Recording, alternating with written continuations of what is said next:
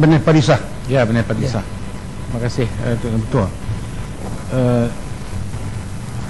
Terima kasih Yang Berhormat Menteri. Saya dipahamkan bahawa supply untuk benih padi sah ni syaratnya mesti 85% ke atas bernas. Bukan bernas agensi tu, maksudnya kemampuan dia untuk tumbuh. Dan benih padi baik ini 70%. Tetapi saya dipahamkan syarikat-syarikat yang supply benih padi ini kebanyakannya tidak menepati piawaian yang telah ditetapkan sebelum ini. Oleh sebab itu, isu yang nak dibangkitkan ini ialah soal sistem penguasaan benih padi ini sebenarnya tidak mencapai matlamat. Kerana selepas daripada seperti mana yang Berhormat sebut tadi, syarikat-syarikat swasta ni sebenarnya tidak mempunyai kepakaran untuk nak mengenal pasti ataupun untuk nak menguatkuasakan. Dan didapati ladang-ladang yang dibuat untuk benih padi juga tidak menepati piawaian. Oleh sebab itulah, maka pihak petani mencadangkan supaya kembali kepada sistem asal, di mana Jabatan Pertanian diberi authority sebanyak 30% untuk menyediakan ataupun untuk supply benih padi sah. Tetapi apabila perkara itu diambil alih oleh pihak swasta, ini yang jadinya akhirnya padi angin yang melanda dalam negara ini bertambah ekoran daripada penyediaan benih padi yang tidak berkualiti, yang tidak menepati piawaian. Minta penjelasan peringkat awal. Terima kasih. Terima kasih Yang Berhormat. Yang Berhormat dulu bekas pegawai Madah kan? Madah ni bagus juga, banyak mengelahirkan rakyat pemangkan. Yang Berhormat, yalah, betul lah Madah kan? Betul lah tu. Yalah. Baguslah. Yang Berhormat, daripada apa Yang Berhormat cakap tadi, saya nampak Yang Berhormat mungkin kurang jelas mengenai proses yang dikatakan benih padi berkualiti dan mengapa ianya diberikan kepada swasta dan mengapa Jabatan Pertanian tidak lagi dilantik sebagai pengeluar benih padi sah. Yang pertama, mengapa kita tak lantik Jabatan Pertanian? Kerana Jabatan Pertanian inilah pakar. Mereka inilah yang pakar yang akan menentukan kualiti padi. Kalau ia diberi lagi pada Jabatan Pertanian, ianya memang bertentangan dengan peraturan antarabangsa, dan bagaimana Jabatan Pertanian yang sepatutnya dia yang menentukan kualiti padi, kalau dia sendiri mengeluarkan padi, ini yang dikatakan bersaksi kelutut. Macam mana prosedur untuk kita nak meluluskan padi ini? Dalam kita nak menentukan benih padi ini, dia ada 4 jenis benih. Pertama, dia panggil benih padi asas yang dikeluarkan oleh Madi. Kemudian kita beri induk. Lepas tu asas yang kita cakap ni ialah benih padi berdata dan juga benih padi sah. Baik, apabila sesuatu syarikat dia memilih, telah pun terpilih menjadi 9 syarikat terpilih, maka syarikat ini akan memilih peserta mereka untuk menanam padi berdaftar. Bila mana-mana pesawah padi yang dipilih sebagai penanam padi berdaftar ni, yang daftar, maka menjadi tanggungjawab Jabatan Pertanian untuk melihat dan menentukan para peserta ini mesti menghasilkan padi yang berkualiti. Jadi kerana itu Jabatan Pertanian mereka mesti turun ke padang, sebab nama-nama peserta yang menanam padi berdaftar ini ada pada Jabatan Pertanian. Jadi Jabatan Pertanian dia akan pergi sekurang-kurangnya 4 kali. Round pertama dia tengok 2 bulan padinya ada kualiti ke tidak, sampailah ke 4 kali.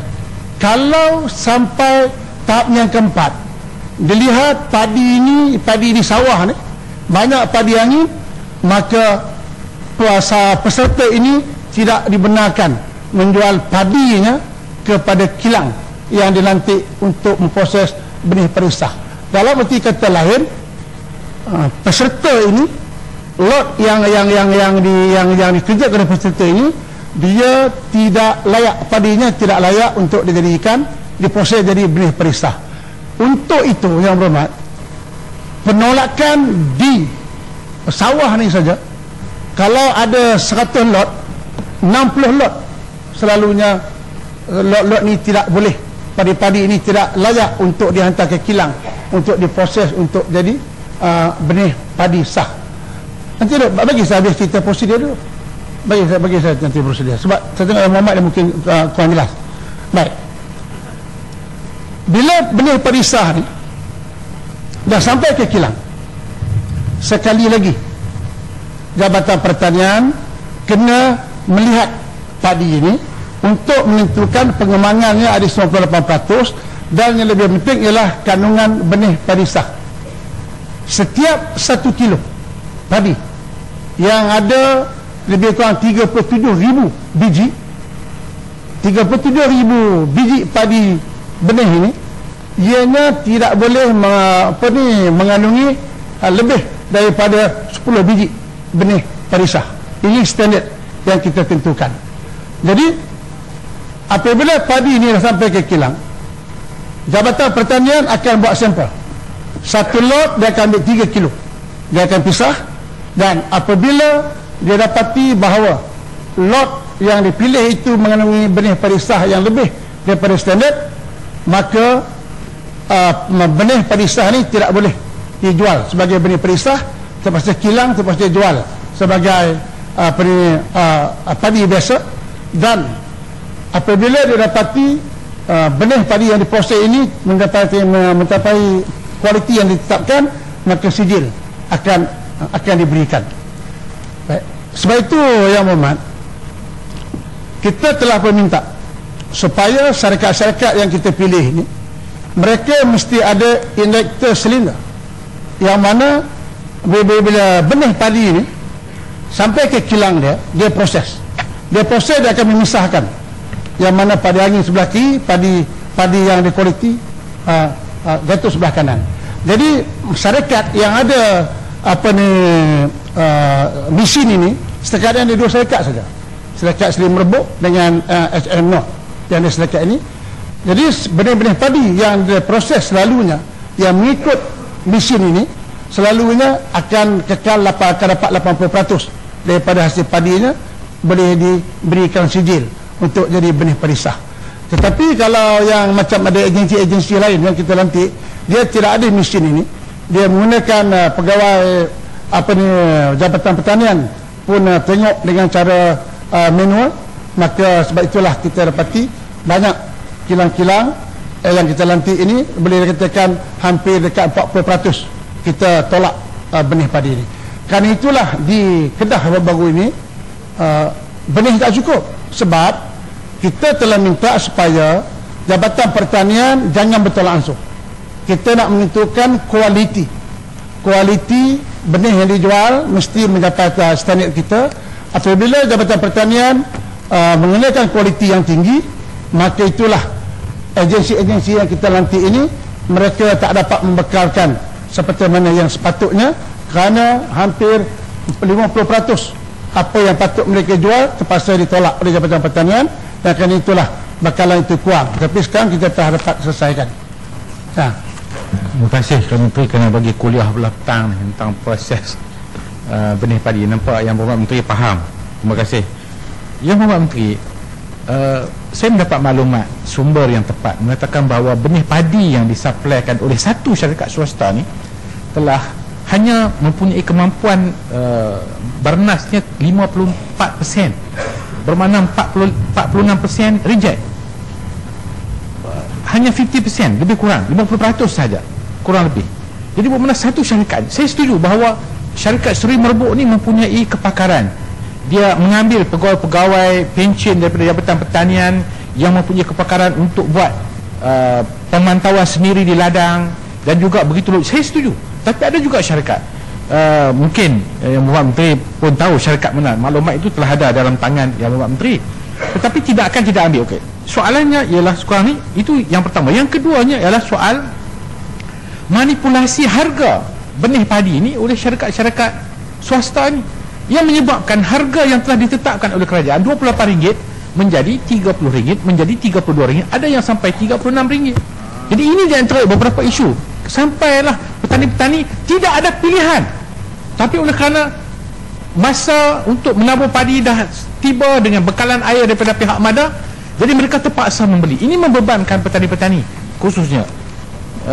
Begitu juga dengan benih padi clear field yang dikeluarkan oleh pihak Mardi, terlalu tinggi bagi pihak petani. Jadi mohon penjelasan. Terima kasih. Yang berhormat, saya dah kata tadi daripada 9 ini, 6 ni ialah agensi kerajaan. Ini pun dulu pokok sena duk cadang dalam cadangan yang lepas. Kenapa tak mau bagi pada kadar, tak mau bagi pada MADA, tak mau bagi pada PPK.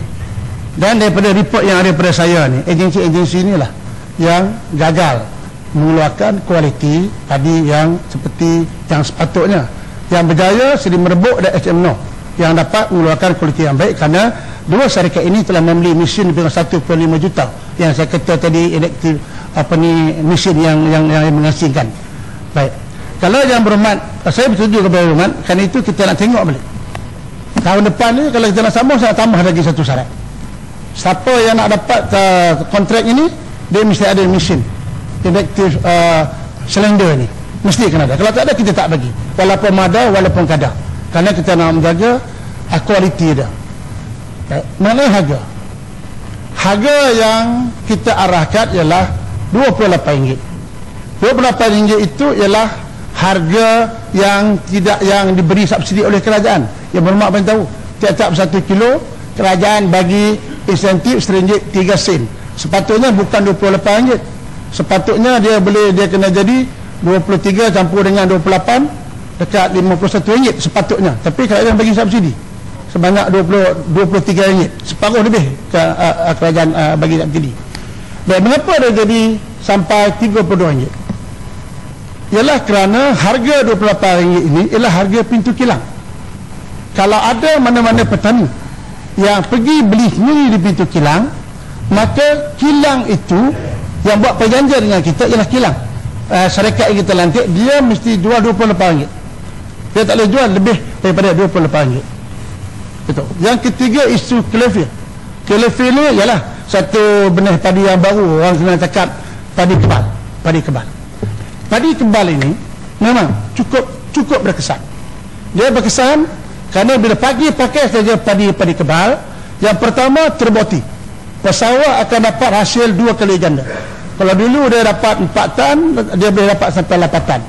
Yang pertama. Yang kedua, bila pakai saja racun yang dibekalkan bersama dengan padi kebal ni, dia boleh membunuh semua padi angin. Padi angin akan mati, rumput akan mati, semua akan mati, termasuklah kalau sebelah tu ada padi 219 pun mati sekali. Sebab dia punya racun kuat. Mengapa dia mahal? Dia mahal kerana padi clearfield ni ataupun padi kebal ni, kalau nak beli, dia mesti beli sekali dengan racun, dengan pelekat dia satu set, dia mesti beli satu set. Jadi kan itu harga dia, kalau satu beg 20 kilo, dia punya harga RM120. Sedangkan kalau beli padi sah biasa 219, dia baru harga RM28 ataupun RM30, seperti yang berhormat cakap. Kan itu kita memberikan pilihan. Kalau ada mana-mana petani yang rasa dia nak pakai padi kebal, dia mampu nak beli 120, maka dia beli. Dah ramai juga yang beli. Kita dah keluarkan lebih daripada 3,000 tan yang kita dah jual. Dan tetapi kena ingat, pakai padi kebal, dia tak boleh lebih 2 musim.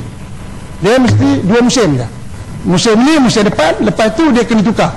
Kalau dia tak tukar dengan padi M219, nanti padi kebal, padi dia akan jadi padi angin yang lebih kebal lagi susah. Jadi kerana itu kita lihat bahawa ada petani yang sanggup melabur lebih untuk beli benih padi kebal dengan harga RM120 kalau nak banding dengan RM28, tetapi hasilnya meningkat dan mereka rasa lebih untung dari segi pengurusan. Oleh kerana benih padi kebal ni kita baru kenalkan, maka ada petani-petani dia rasa takut untuk guna.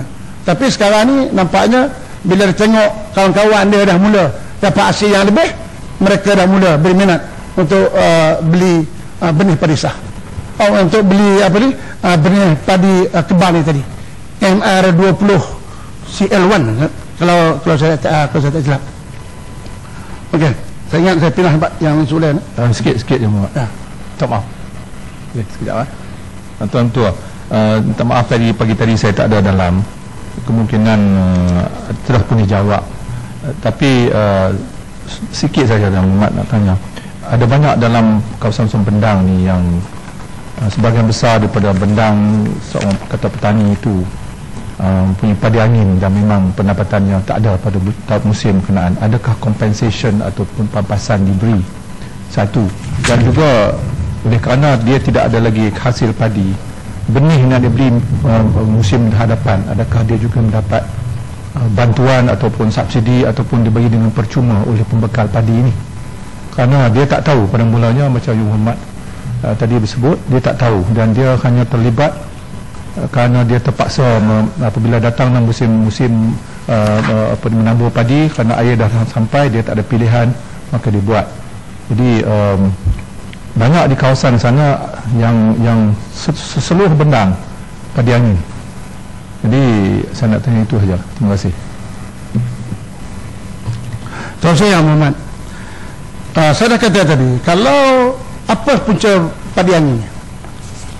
Kalau punca padi angin ni, kalau ada petani yang boleh bagi tahu kita, buktikan bahawa ianya berpunca daripada benih padi sah yang dia beli, saya janji dengan Muhammad, kita akan ambil tindakan kepada syarikat itu. Saya dah kata tadi, dia tak boleh jadi sebab dia kualiti dia mesti hanya 10 biji benih padi sah.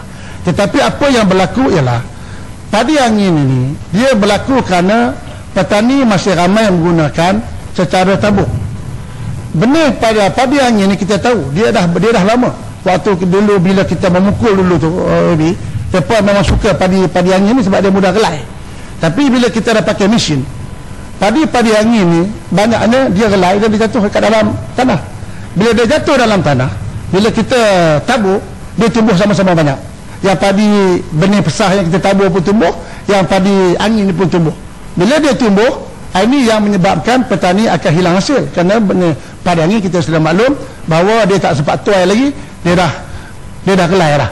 Jadi itu kadang-kadang sampai dia juga boleh membunuh kadang-kadang padi yang asal. Betul Pak. Kita faham. Tapi dulu pun penggunaan cara dulu kita potong padi dan kita pukul padi, ralainya itu tak begitu banyak peratusannya. Malah budak-budak sekolah macam kami dulu bersekolah, lepas sekolah kita bercari padi-padi yang tumpah, yang jatuh. Tapi hari ini semuanya relai. Jadi saya heran, breed padi angin ni adakah yang disebutkan oleh Yang Berhormat sebenarnya ataupun telah ditemui oleh Mardi bahawa dia satu breed yang datang daripada mana-mana yang tidak dirancang tetapi belum lagi diketemui apakah asalnya padi angin? Terima kasih. Ini kita dia kalau ikut tak tahu datang daripada mana. Ini betul. Dia memang bila itulah dia teori dia mungkin waktu padi asal dulu. Jadi sebab itu Yang Berhormat. Maaf, saya bukan nak argue. Jadi di manakah Mardi dalam research ni? Dia patut bagi kenyataan yang sebenar. Kalau dia kata tak tahu, apa yang dia jawab dalam Datuk Menteri ni macam tak tahu lah. Datang di mana tak tahu. Jadi kalau tak tahu, jawab tak tahu. Sebab kita di kampung ni kita berhadapan dengan orang-orang ni. Kawasan saya memang banyak padi, kawasan Yang Berhormat banyak padi saya.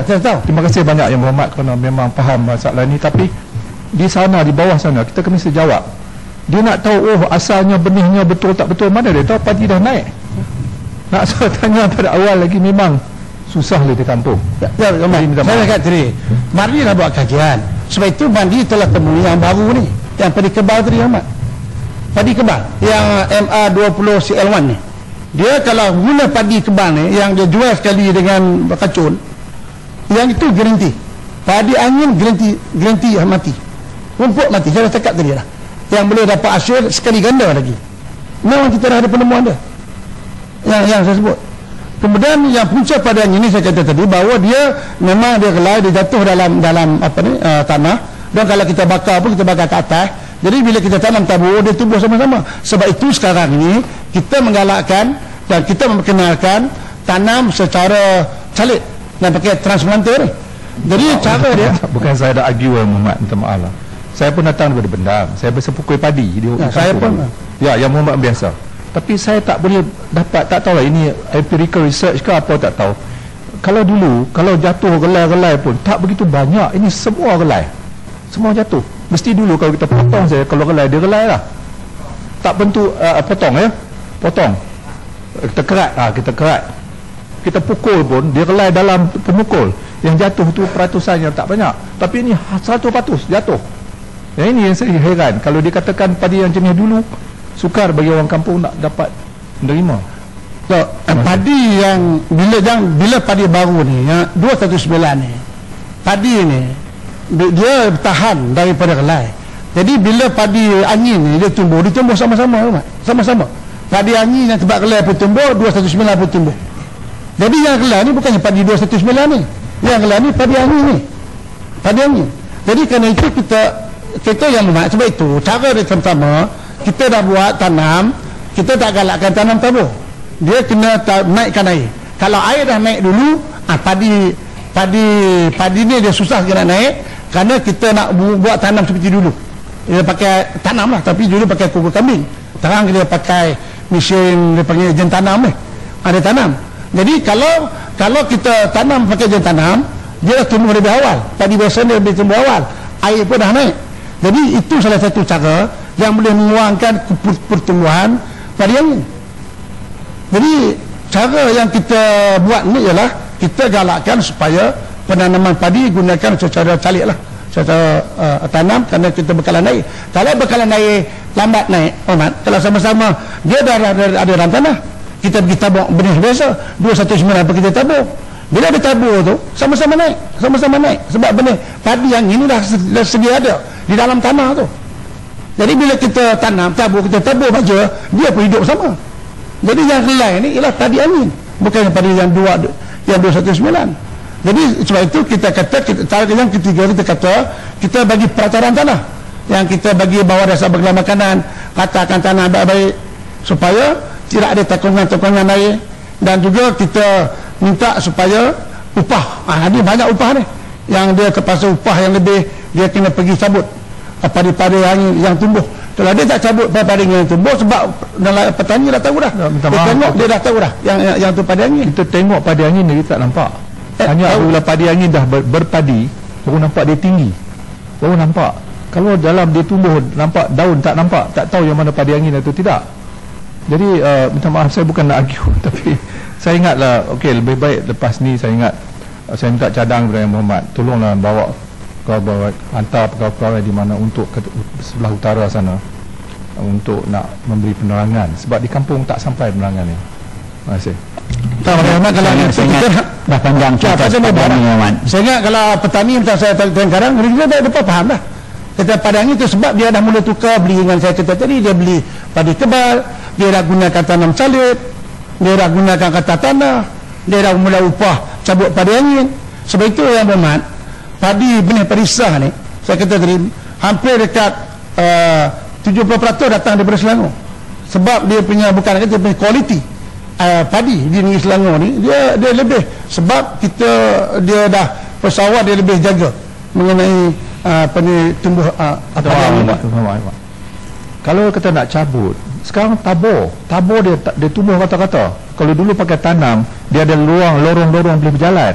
Kalau sekarang bertabur kata-kata, dia berjalan nak cabut, dia pijak yang benda-benda yang telah tumbuh, susah nak cabut, memang susah, garanti. Jadi jangan saya minta pada masa saya ingat Yang Berhormat sendiri dah sebut tadi, minta menteri hantarkan pakar. Jadi ini yang menteri dia minta jadi pakar bagi Yang Berhormat. Saya ini jadi masalah sebab ni. saya tahu dia tabur ni tak boleh berjalan. Kalau tabur dia tumbuh semua kata-kata, dia berjalan atas itu, dia kena pijak yang padi yang ada. Tak boleh kita cabut. Yang Berhormat besok seginilah, saya pun sebab saya sendiri pernah turun tabut padi angin Yang Berhormat. So ni Yang kita tak boleh jalan, tapi tak apa, saya ingat bila kita pergi Perlis kita akan bawa lah, cuma sama-sama kita tengok, dia turun, dia tengok betul kan kita tak boleh jalan sebagainya.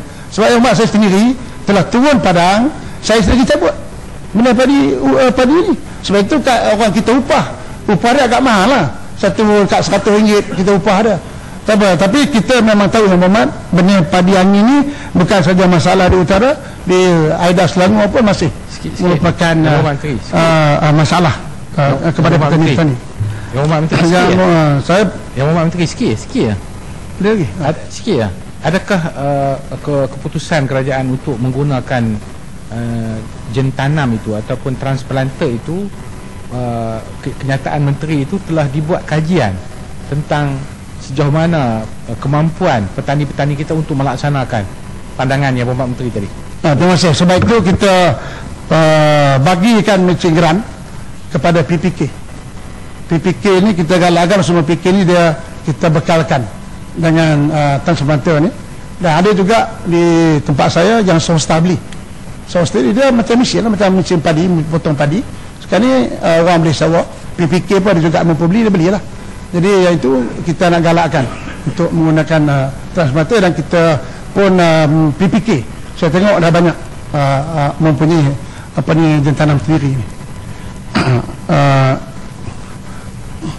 Yang ini isu yang kedua ialah stok penimba beras. Yang Berhormat Arau dan Berhormat Setiu telah membangkitkan sama ada stok penimba beras negara mencukupi sekiranya negara menghadapi bencana. Stok penimba beras yang telah ditetapkan adalah pada tahap 295,000 tan metrik. Stok penimba tersebut dapat menampung keperluan rakyat selama 45 hari. Namun begitu, jika mengambil kira kedudukan stok semasa, jumlah bekalan beras sedia ada dianggarkan di antara 800,000 tan metrik hingga 1 juta tan metrik yang terdiri daripada stok penimba, stok dagangan bernas, stok pengilang, pemborong dan peruncit dalam satu masa. Keperluan beras dalam negara dijangka dapat bertahan selama 4 hingga 5 bulan untuk menampung keperluan negara. Untuk Berhormat yang berhormat, bagi tahun 2010 import beras daripada negara Thailand merupakan 21% daripada jumlah import ataupun 7% saja daripada jumlah keperluan beras negara Malaysia yang mengimport beras di Thailand. Dan kerana kita juga mengimport beras daripada Vietnam, Pakistan dan juga India. Bapak Menteri,